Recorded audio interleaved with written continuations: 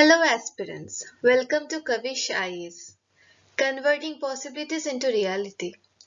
आज हम जो टॉपिक के बारे में डिस्कस करेंगे that is global fresh water crisis. अगर हम पृथ्वी को देखते हैं तो पृथ्वी में 97% जो वाटर है that is sea water and 3% जो वाटर है वह फ्रेश वाटर है। इस टॉपिक को अगर हम देखते हैं तो that is important from GS3 point of view in UPSC।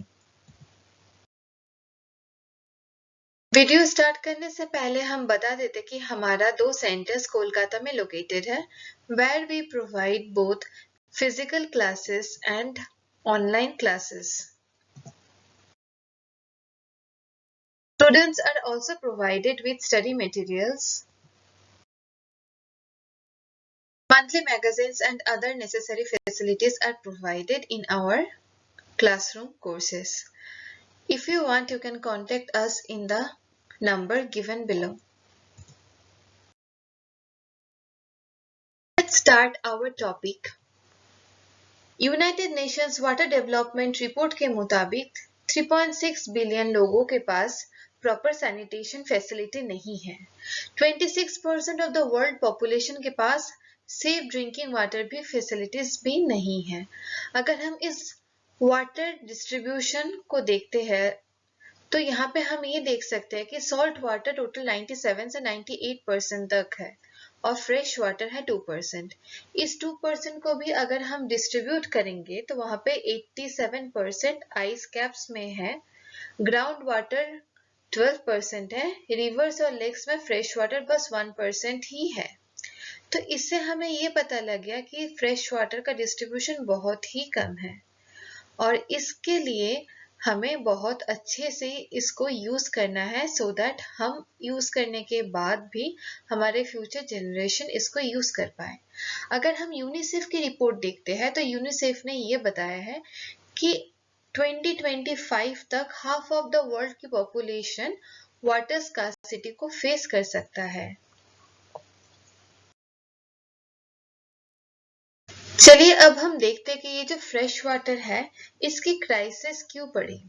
What are the main reasons for freshwater crisis? One of the main reasons is population growth. Population growth के वजह से फॉरेस्ट की डिग्रेडेशन होगी क्योंकि हमें पॉपुलेशन के रहने के लिए जगह चाहिए। अब फॉरेस्ट की डिग्रेडेशन होगी तो उससे पोल्यूशन के लेवल भी बढ़ेगा एंड उसका अगर क्यूमुलेटिव इफेक्ट हम देखते हैं तो उसमें क्लाइमेट चेंज और उसके साथ साथ प्रेसिपिटेशन पैटर्न में भी हमें चेंज देखने को मिलता है। अगर हम इंडिया की बात करते हैं तो इंडिया में बहुत सारे पेरेनियल रिवर्स है तो वाटर हमारे पास बहुत है but we don't have a proper water management structure. हमारे पास वाटर मैनेजमेंट की इतनी ज्यादा मायने नहीं रखता है। People are getting water and that's why they are using it indiscriminately. इसके अलावा अगर हम एग्रीकल्चर की बात करते हैं तो एग्रीकल्चर एक ऐसा सेक्टर है जहां पे सबसे ज्यादा वाटर की यूज होती है तो उसके वाटर की यूज के वजह से भी हमारे पास जो फ्रेश वाटर की क्राइसिस है हम वो भी डिस्कस करेंगे।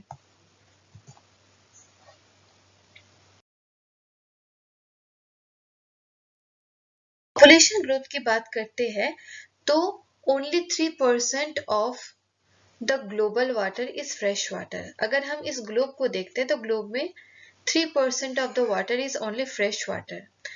अगर हम इंडिया के पर्सपेक्टिव में देखेंगे तो India is the most populated country. India में लगभग 18% of the world population reside करता है बट अगर हम फ्रेश वाटर की बात करते हैं तो फ्रेश वाटर बस 4% ही है। तो इससे हमें ये पता लग गया कि enough water is not there for the whole population to feed upon. इस 18% पॉपुलेशन के लिए हमें भारी मात्रा में फ्रेश वाटर की चाहिए बट हमें उतना फ्रेश वाटर यहाँ पे नहीं मिलता।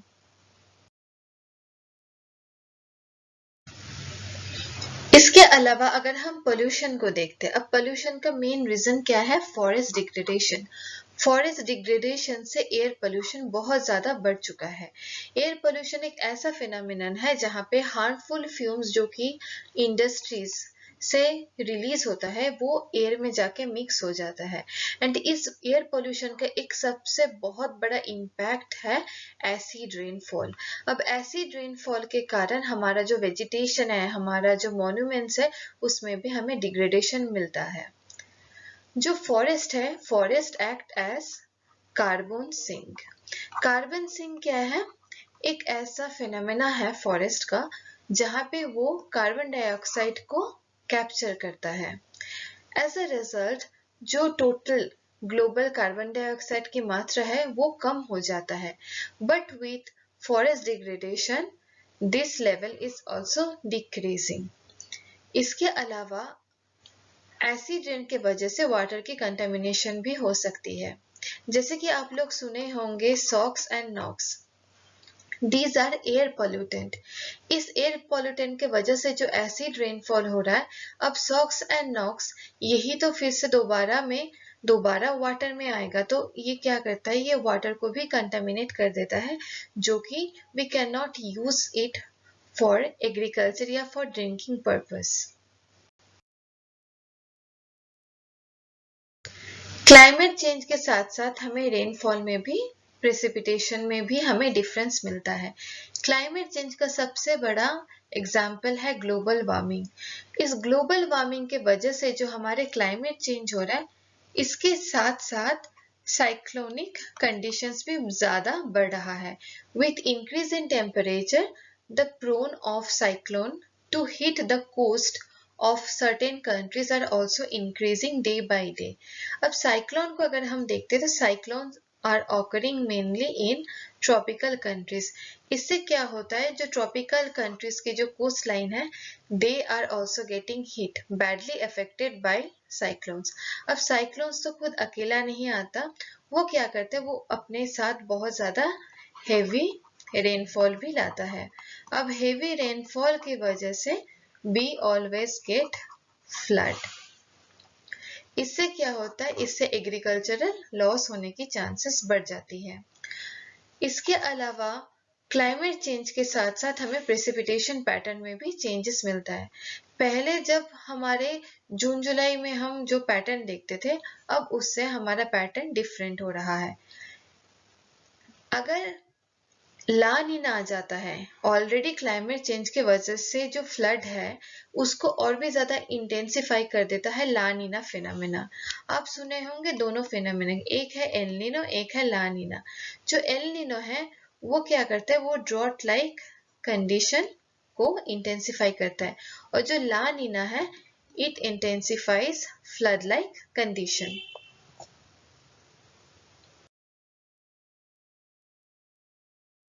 चलिए अब हम बात करते हैं एग्रीकल्चर के बारे में। एग्रीकल्चर एक ऐसा सेक्टर है जहां पे सबसे ज्यादा मात्रा में ग्राउंड वाटर यूज किया जाता है। अब ये ग्राउंड वाटर कहाँ पे स्टोर होता है, ये स्टोर होता है एक्वीफर्स। अगर हम इस डायग्राम को देखेंगे तो बेड रॉक के ऊपर जो स्टोन्स होते हैं, they have the capacity to collect water, इसको ही हम बोलते हैं एक्वीफर्स। यहाँ पे कुछ स्पेशल स्टोन्स रहता है दिस एरिया। तो अब ये जो एक्वीफर्स में जो ग्राउंड वाटर है, इसका इतना ज्यादा एक्सट्रैक्शन होता है that we don't have it for future use. Nearly 70% of global fresh water is needed in agricultural production.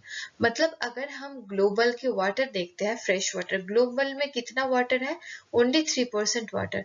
अब इस 3% का भी 70% जो वाटर हमारे पास अवेलेबल है वो हम एग्रीकल्चर में ही यूज करेंगे, तो हमारे पास कितना वाटर बचता है, और ओनली 30%। अब इस 30% में हमें ड्रिंकिंग भी करना है, we have to use it for drinking, we have to use it for sanitation। इसके अलावा जितना भी काम है we have to use it। तो 30% वाटर बहुत ही कम है।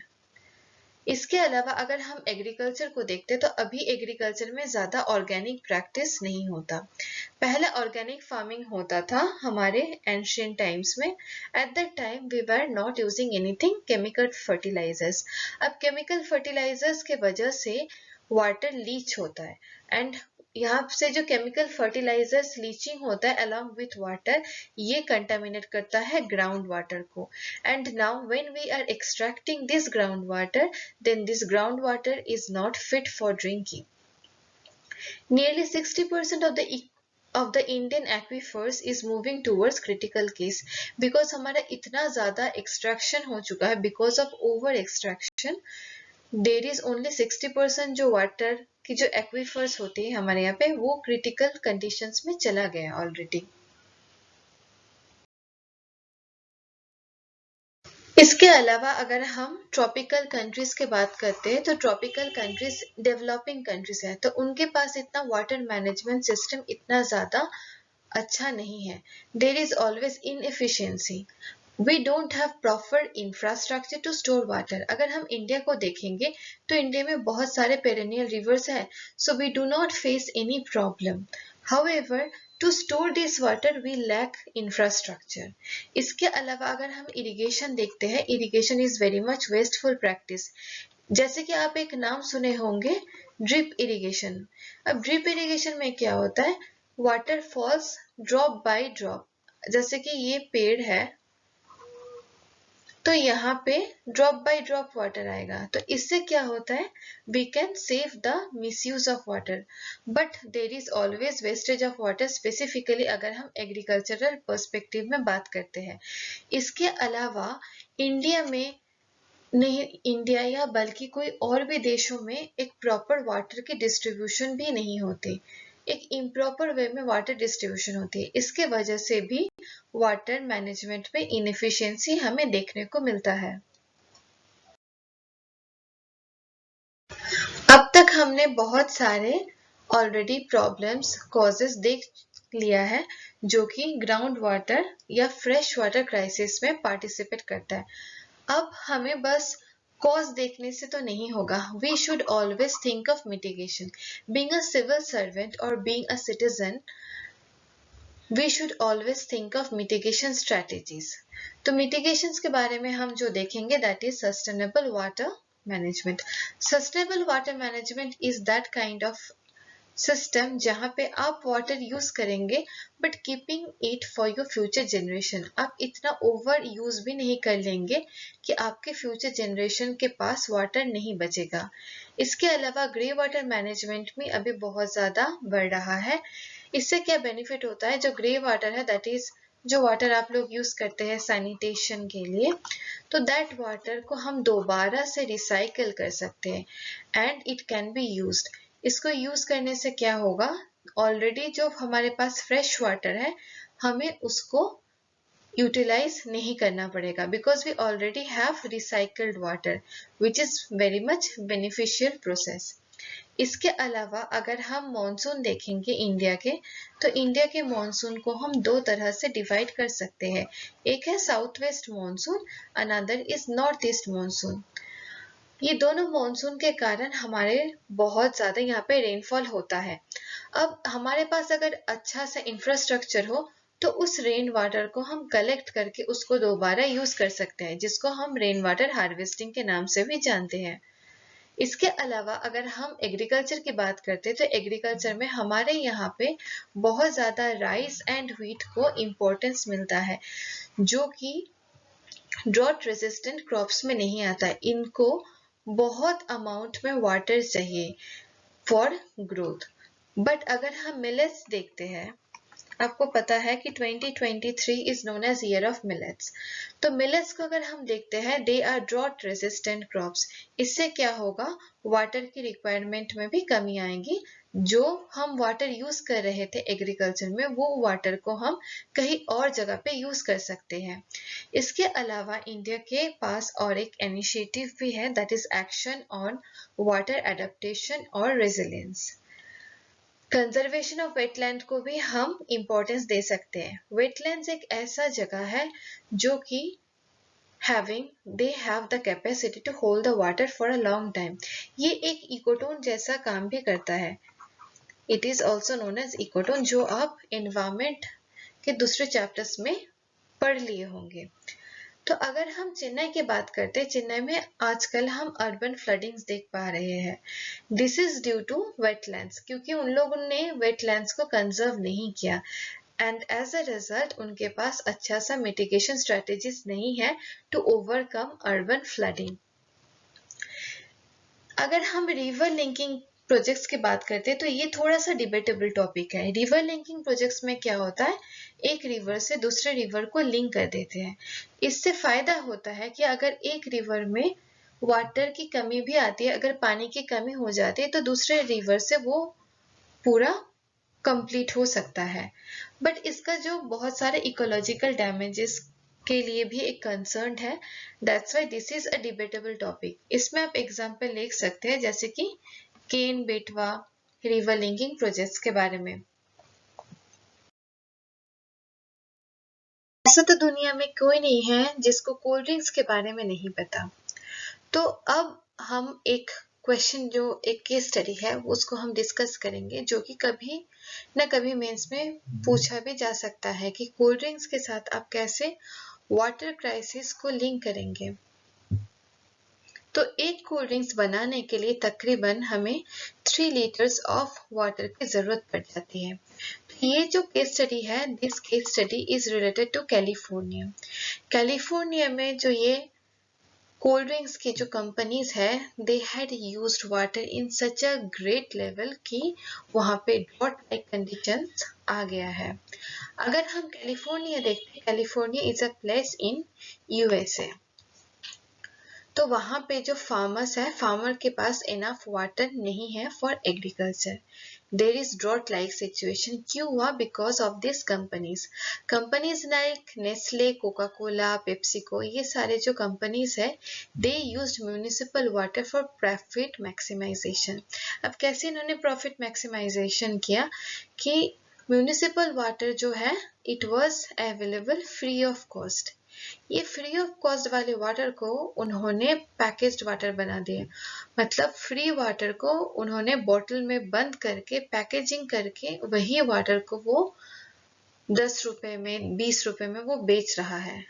जो कि हमें बिना शुल्क के कुछ मिलने वाला था, उसी को हम प्राइस में दे रहे। So that is not a good site in case of water crisis in California. अगर हम कैलिफोर्निया देखेंगे तो कैलिफोर्निया में हर साल वाइल्ड फायर भी होता है, तो उसके लिए इनफ वाटर की जरूरत पड़ जाती है। But the people of California के पास उतना वाटर भी नहीं है। अगर हम फार्मर्स की बात करें, फार्मर्स के पास भी एग्रीकल्चर के लिए जो वाटर चाहिए वो नहीं है। बिकॉज ये जो प्रॉफिट मैक्सिमाइजिंग जो कंपनी है, जो प्राइवेट कंपनीज है, they are using water for making cold drinks and also using it as packaged drinking water। अगर हम कोल्ड ड्रिंक कंपनीज की बात करते हैं तो कोल्ड ड्रिंक्स में बहुत सारे केमिकल्स यूज किया जाता है, जैसे कि preservatives, artificial sweeteners, colouring agents. आप देखे होंगे मार्केट में कि हर एक कोल्ड ड्रिंक्स का कलर डिफरेंट होता है, जैसे कि पेप्सी, स्प्राइट, ये सबके कलर्स डिफरेंट है। ऐसा क्यों? क्योंकि उन लोग कलरिंग एजेंट्स यूज करते हैं। अब ये जो है कलरिंग एजेंट्स, आर्टिफिशियल स्वीटनेस, ये क्या करता है, ये वाटर को कंटेमिनेट कर देते हैं, जो कि हम बाद में कभी भी ना ही हम उसको ड्रिंकिंग पर्पस से यूज कर सकते, ना ही कोई फार्मर्स भी उसको एग्रीकल्चरल पॉइंट ऑफ व्यू से उसको यूज किया जा सकता है।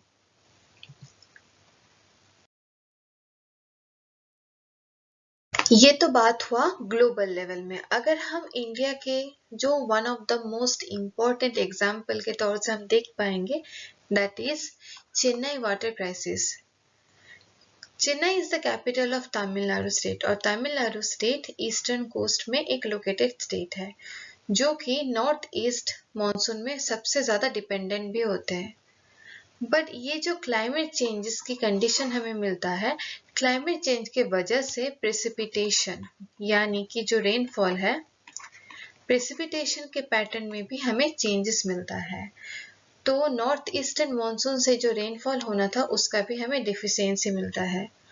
और अगर हम ग्राउंड वाटर की बात करें तो ग्राउंड वाटर लेवल में ऑलरेडी बहुत ज्यादा डिक्रीज हो चुका है, because they are using borewells. Borewells are this kind of wells जहाँ पे क्या होता है, पुश करके बहुत सारे अमाउंट ऑफ वाटर को हम एक साथ निकाल लेते हैं। Now, as an Indian, we can always say that Indian के पास इतना ज़्यादा इंफ्रास्ट्रक्चर नहीं है कि वो इस वाटर को अच्छे से स्टोर कर पाए। As a result, people of Chennai are depending mainly on tank. अब ये क्या कर रहा है, ये गवर्नमेंट एडेड जो टैंक है, अब इससे इन लोगों को पानी मिलता है, which is not good in a long run.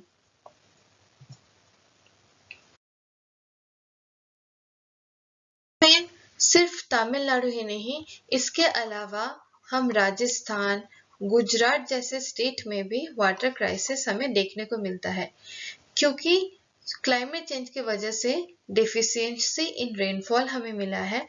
इसके अलावा अगर ये इफेक्ट हमें एल नीनो भी मिलता है, तो एल नीनो के लिए ये इफेक्ट और भी ज़्यादा इंटेंसिफाई होकर ड्रॉट लाइक कंडीशंस भी हमें मिलता है, where we always see that there are cracks in the soil. अब cracks होगा तो उस soil को दोबारा से वहीं पे कल्टीवेशन करना थोड़ा सा मुश्किल हो जाता है। इसके अलावा जो पोस्ट मॉनसूनल रेनफॉल डेफिशिएंसी है वो भी हमें देखने को मिलता है, और ग्राउंड वाटर एक्सट्रैक्शन ओवर हो जाने से, मतलब इतना ज़्यादा मात्रा में ग्राउंड वाटर के एक्सट्रैक्शन होने से ग्राउंड वाटर लेवल बहुत ज़्यादा डिक्रीज हो चुका है। ग्राउंड वाटर लेवल डिक्रीज होने के कारण हमें ठीक से वाटर, फ्रेश वाटर जो है, फ्रेश वाटर हमें नहीं मिल पा रहा है अभी। तो इंडिया से कुछ इनिशिएटिव्स हैं, जैसे कि हर घर जल और नल से जल मिशन। ये जो मिशंस है they are under ministry of Jal शक्ति।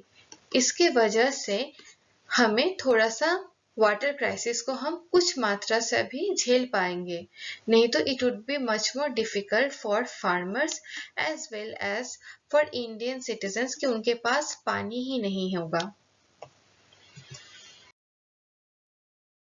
Hope you find this video helpful in your preparation. और भी ऐसे वीडियोस देखने के लिए हमारे चैनल को सब्सक्राइब कीजिए। Thank you.